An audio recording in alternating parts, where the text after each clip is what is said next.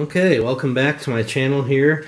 Today we're just going to do a quick little overview of the Kershaw Cryo. Obviously it's been done a million times before, but I felt like I wanted to give it my 5 minutes of fame to this knife, because I truly believe that in the price range it's probably, if not the best, but one of the best frame lock knives that you can get for that price. Obviously mine looks a little different than stock. I did just some little modifications just to make it a little bit more my own knife. Don't have to go over too many specs, I don't think. I mean, I can give you a quick rundown. I believe the handle material is a 410 stainless, and then it has the titanium, I think they call it a carbonitride coating. It's got a 2 3/4 inch blade. Overall length is roughly 6.5 inches. I think it comes in right around 4 ounce weight. So it is speed safe, assisted opening. Like I said, it is a frame lock. It does have a lock bar stabilizer. But I just really like this knife. I've had it for a few years. I carried it maybe for about a month or so as just a backup to one of my other knives, and then I kind of did some modifications to it, and then I let it sit.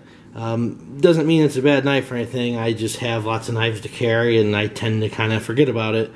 But it's a cool little knife for, right in the $30 price range. Like I said, it's a Hinderer design knife. It is a frame lock. See if we can get to focus it all there.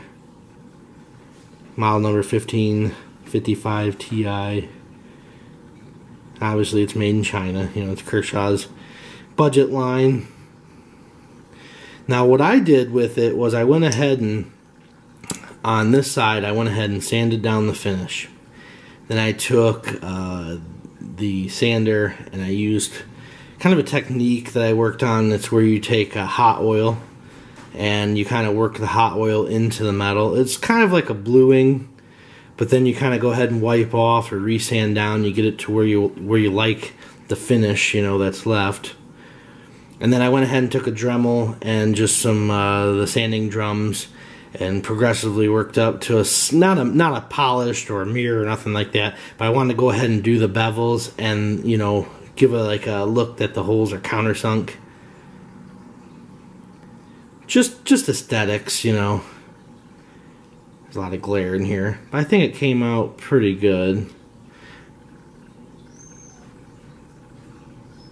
And then this side, again, this is stainless. This is not titanium. So if you try and heat treat the coating, I mean, you're going to burn it off pretty fast. So this is just a very quick hit with a butane torch just to start get that coating change some colors. I don't know how well it's showing up on the camera. It actually, has some purples, golds, blues. I was really surprised at how much I was actually able to get the coating to change, but I think it looks pretty good. And this is a great knife to carry when you do carry it. I mean, it's slim. Blade material is a 8CR13 MOV, so obviously it's a budget, Chinese blade material. But I've carried them before. They hold a decent edge.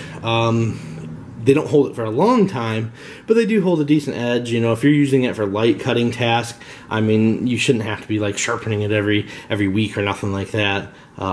Again, I have just a little bit of marks where I've cut some boxes and things open, but I've never used it for too much heavy duty tasks. But there's plenty of other reviews where people, put these through the tests and talk more technical terms.